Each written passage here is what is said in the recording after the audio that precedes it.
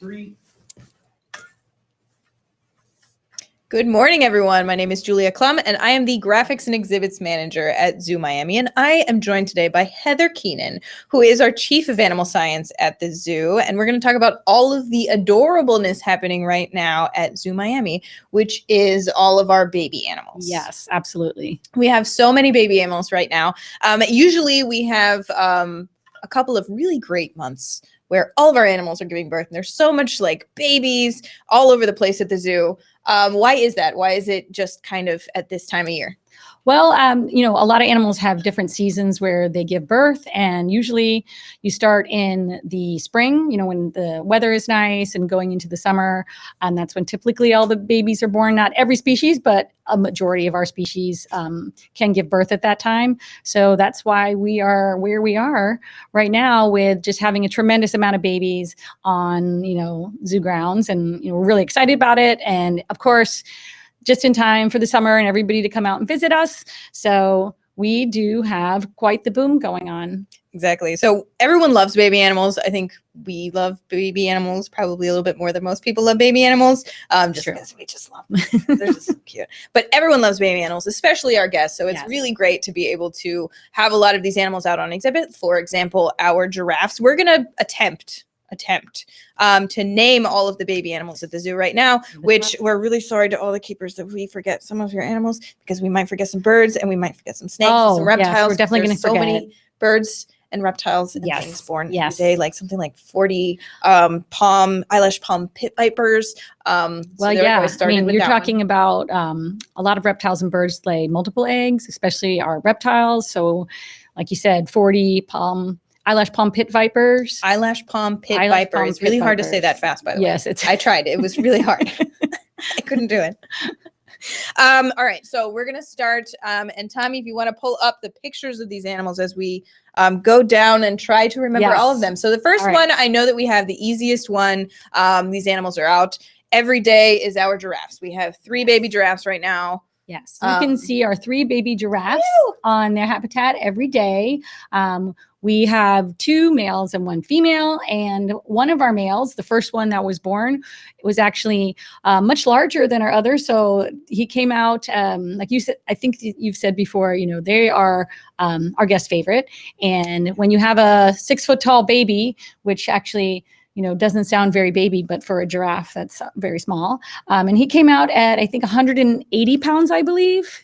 It's about 60 pounds more than our other 2 giraffes that were born. So you can imagine, that is a lot. Chunky one. Yeah, it's a chunky monkey. Yeah, we love the chunky babies. They're the best. And these guys actually, they have a really long way to fall when they're born.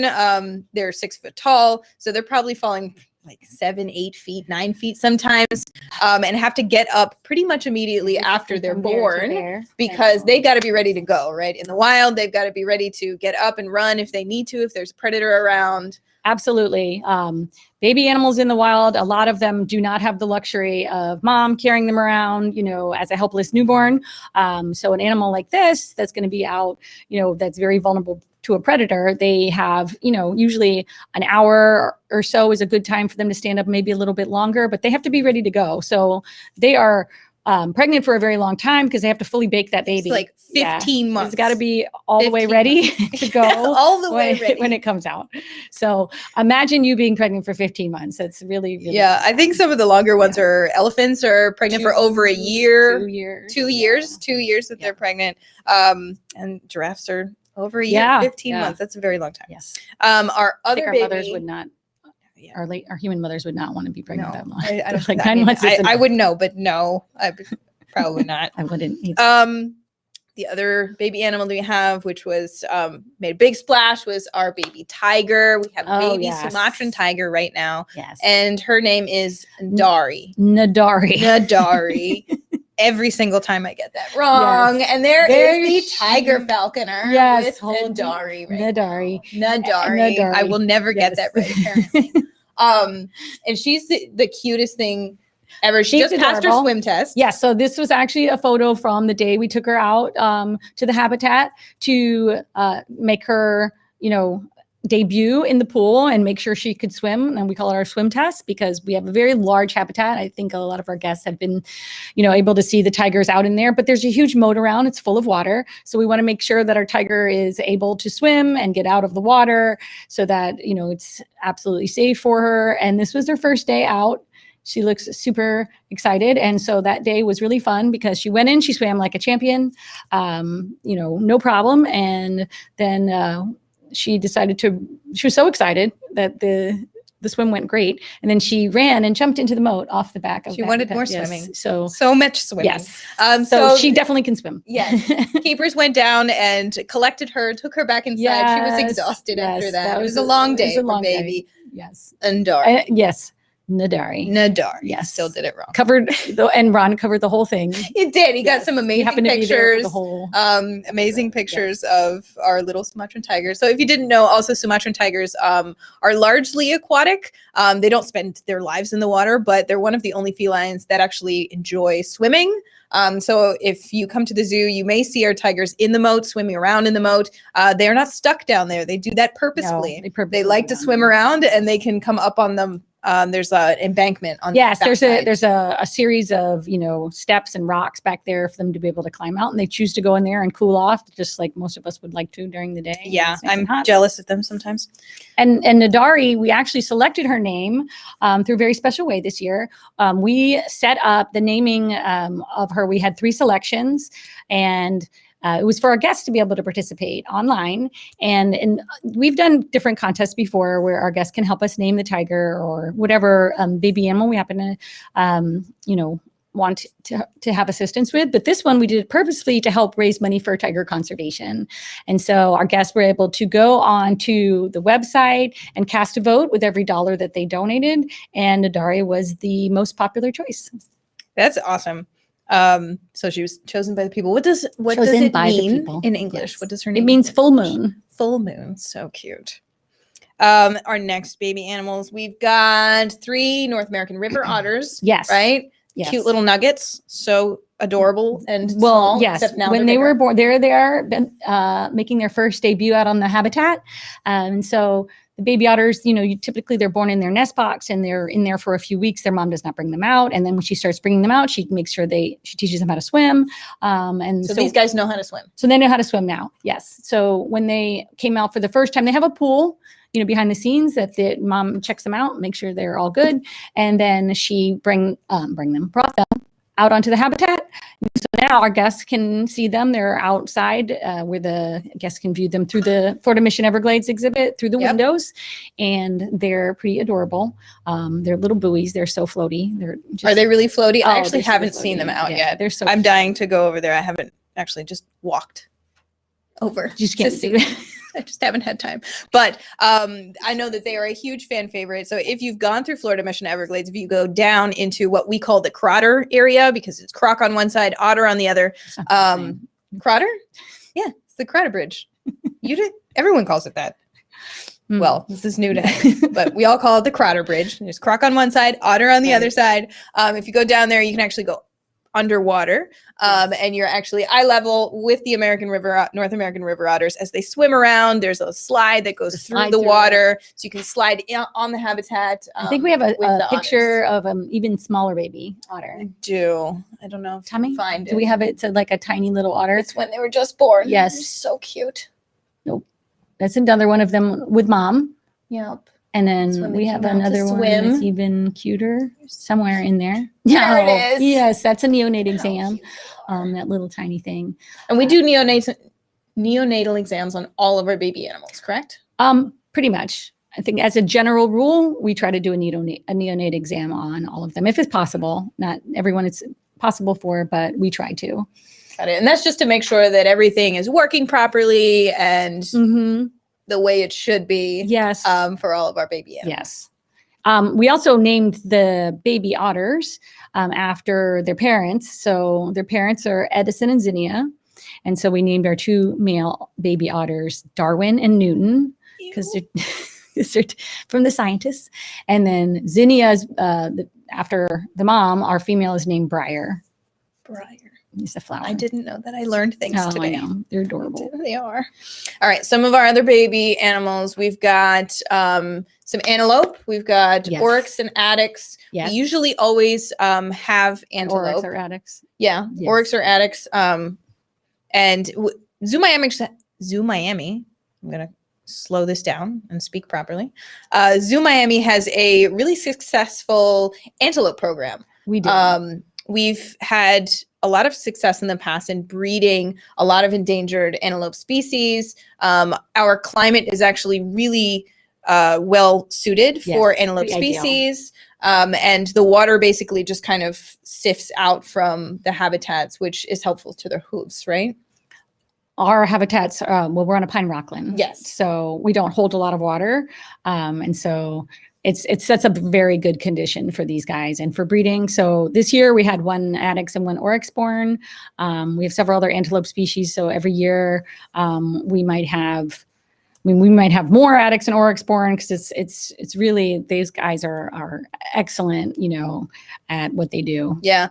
And I mean, addax and oryx, I love addax and oryx because they have a really great story behind them. Arabian orcs, which is the orcs that we have at the zoo, they actually went extinct in the wild in 1972 when the last one was shot.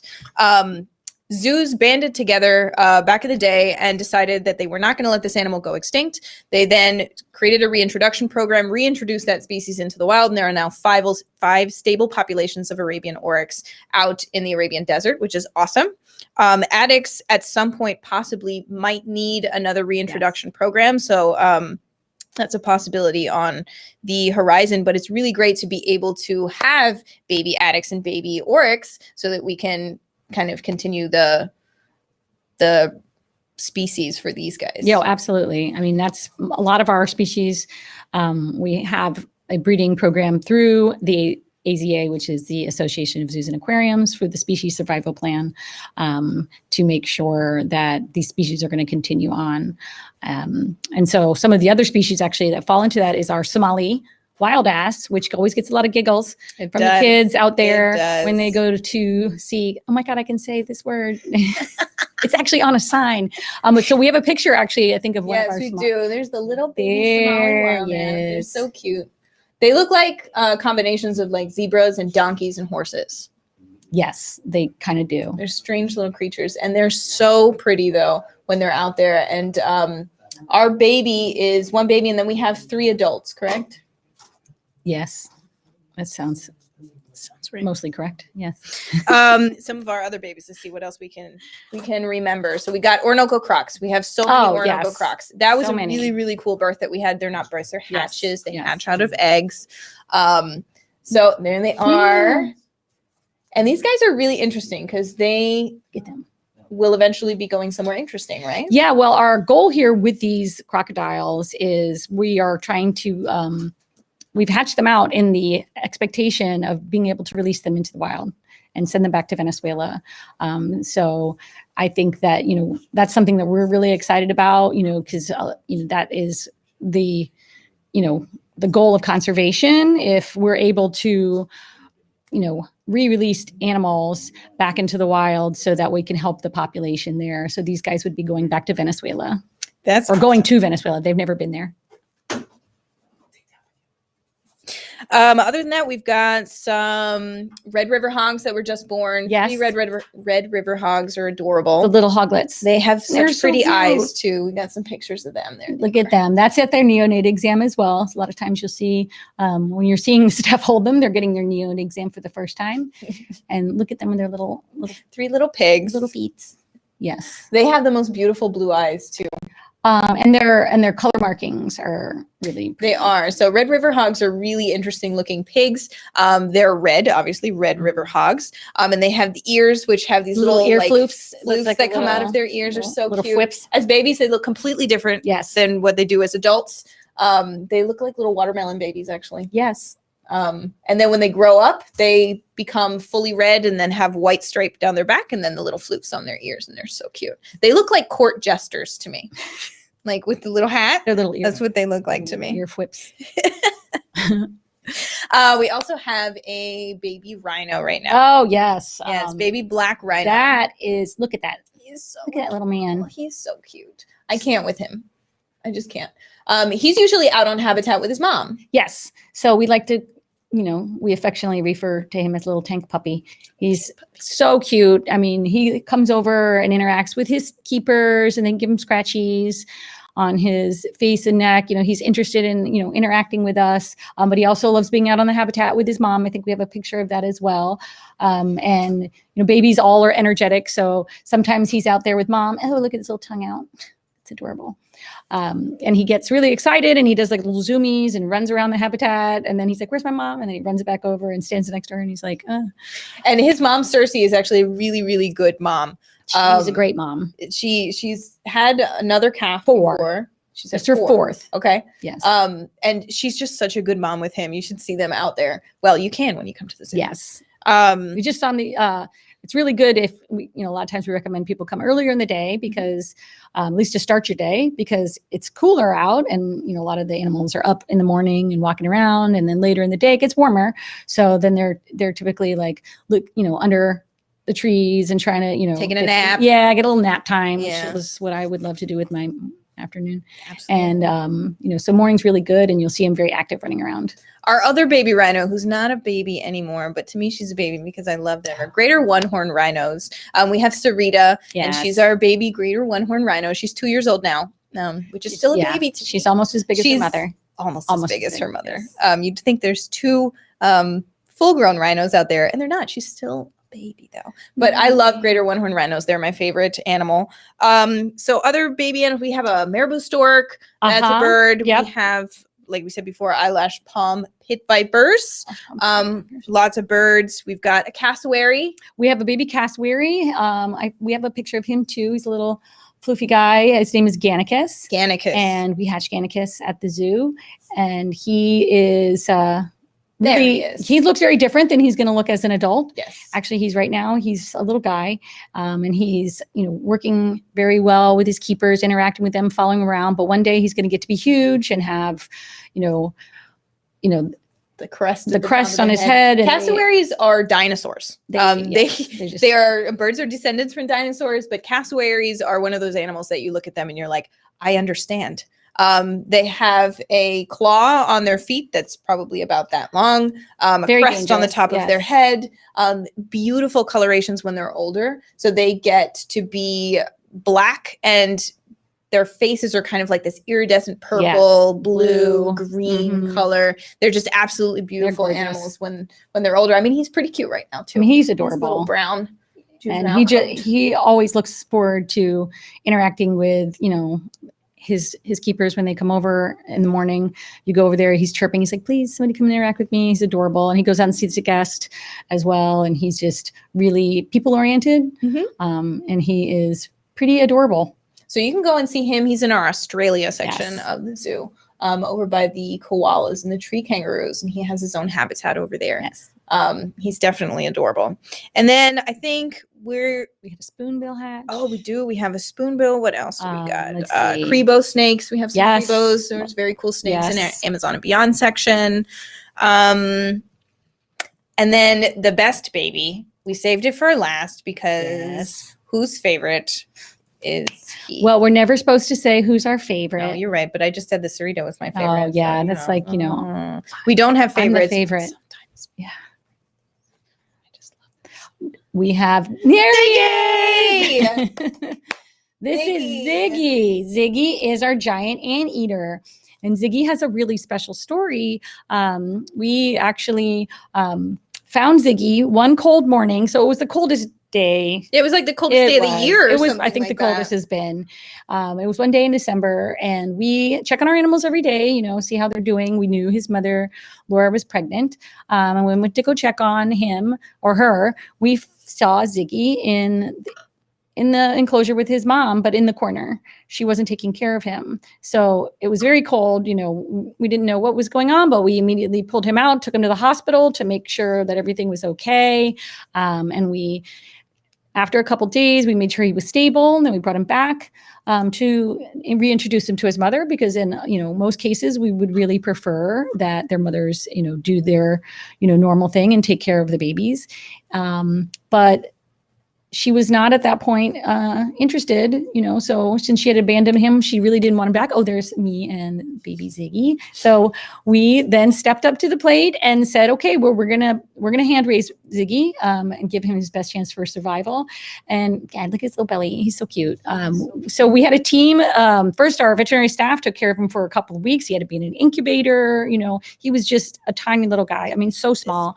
And then, once he got more stable, we were able to move him out to one of the animal areas.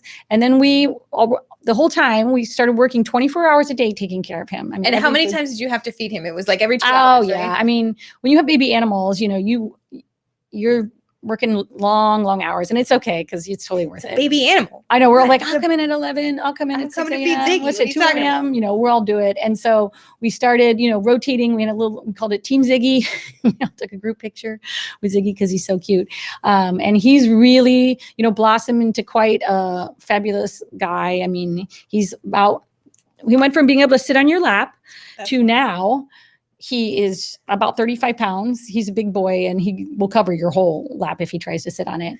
And he is on his way to becoming an ambassador animal. So which means that he's going to be able to go out and, people are going to be able to see him up close. It could be in our amphitheater presentation. He spends hours a day over there right now getting acclimated to the space, and he meets people all the time.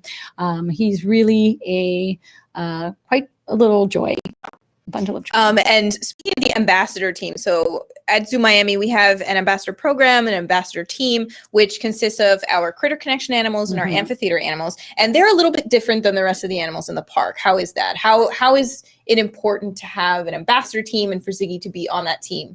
Well, our ambassador animals, they're usually selected because of their disposition and they are desensitized, and we go through the process of making sure they're very comfortable around people. And that's also very important because we want our animals to always be relaxed and comfortable in whatever it is that they're doing. But it's very important for our guests to be able to get close and to meet animals. And, that helps them develop an empathy for animals once they see, and we can tell them the story about Ziggy, even though he might be an ambassador.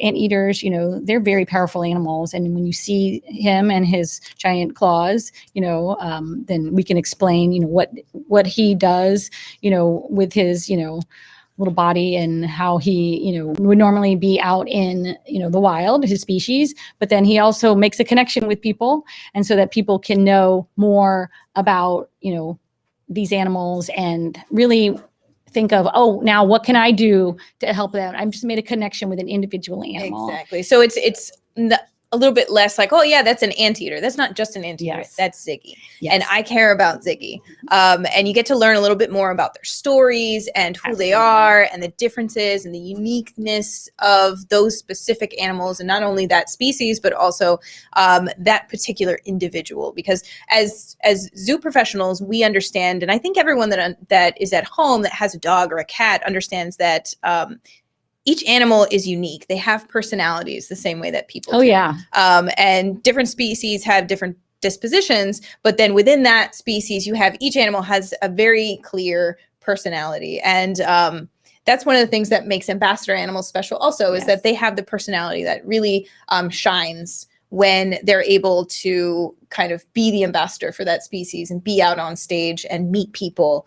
And I think that, them being able to connect with that animal so closely really shows you their personality. Yeah. I mean, you can see them, you're going to see Nadari out on her habitat, and she comes out in the morning right now and runs around, and people can see her, exploring her space. And that makes a beautiful connection, I think, with the guests. But when they actually connect with the person who's right there with you, talking about, the animal that they're interacting with and you're meeting, I think then you are bonding immediately to that story and understanding, if it's not Ziggy, it's one of our other many ambassador animals. Our cheetahs, our servals, we have many birds that are ambassadors, and they all have special stories, and, our sloths. And speaking of ambassador animals, that doesn't necessarily just mean cheetahs and anteaters, right? Like we have our Critter Connection, which has our Wacky Barn, which has a lot of domestic animals that are ambassadors for their species as well. Absolutely.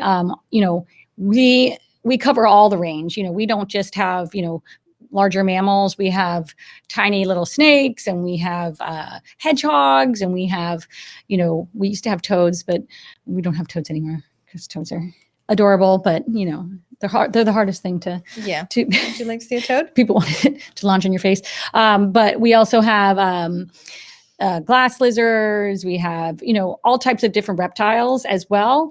Even ferrets, and I think that the range of species that we have a Patagonian Mara. He's a little guy and he's adorable. A prehensile tail porcupine. So all of these different animals, they all tell a different story, about a different, we try to have ambassadors from all over so that we, if we're talking about our Australian animals, we have certain ambassadors that represent our Australia lobe.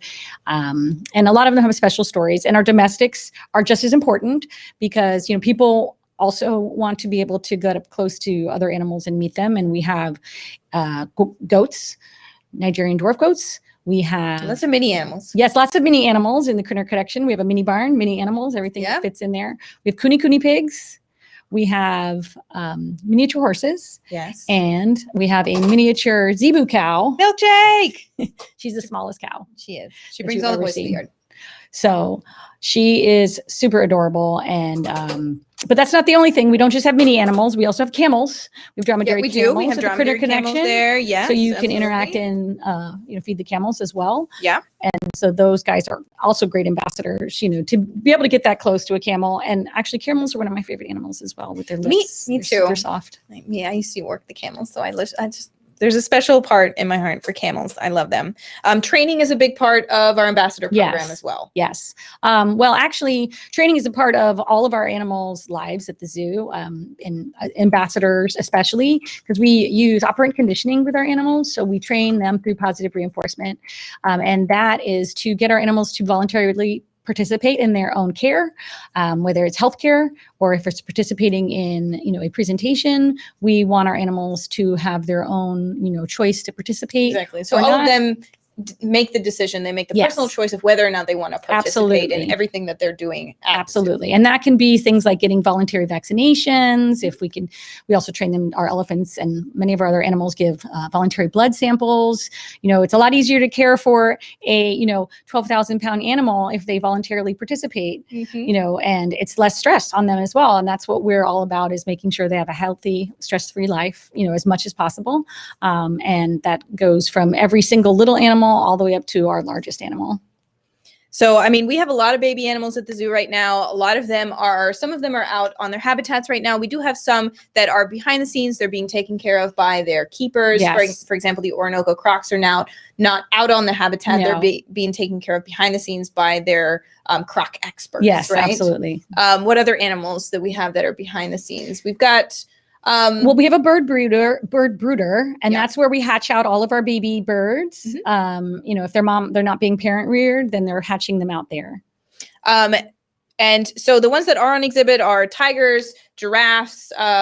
The big animals are out. Tiger's out in the morning until she starts to acclimate a little bit more. Yes. So you can come out to the zoo and see a lot of these baby animals out on their habitats on a daily basis. We actually have right now the summer savings pass going on, which is all summer up until August 31st of 2021. You can purchase that online on our website, or you can come in and purchase it in person. And basically that gives you access to 3 different parks: Zoo Miami, Lion Country Safari, and the Miami Seaquarium. So you can go to any 3 of those attractions. It's a great way to come see the babies. Absolutely, until August 31st. So you got all summer to come and see all the baby animals at the zoo as they start to come out and become more confident on their habitats. So all 3 of those facilities, you can go to zoomiami.org and look for the summer savings pass there. You can also like us on Facebook and Instagram. Absolutely. We have a lot of cute pictures of all of our baby animals and all of the events that we have going on, and things going on behind the scenes are there. We're almost at 100,000 followers on Instagram. So you're welcome to help us get to that 100,000. But mostly... we want to see you at the zoo. Yes, please come out and visit. Yeah, so we hope to see you soon.